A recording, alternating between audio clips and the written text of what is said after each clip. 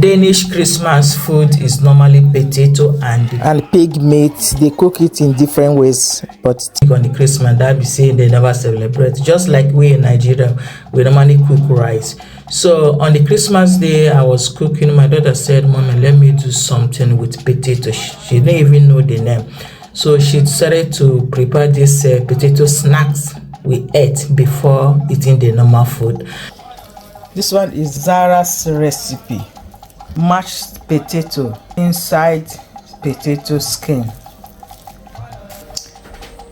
Wow, food is ready. Wait. It looks nice.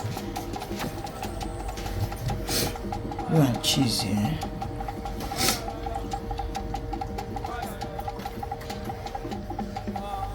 Can I take one?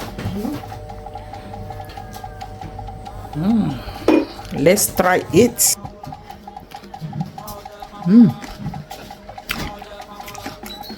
Our Christmas snacks prepared by Zara.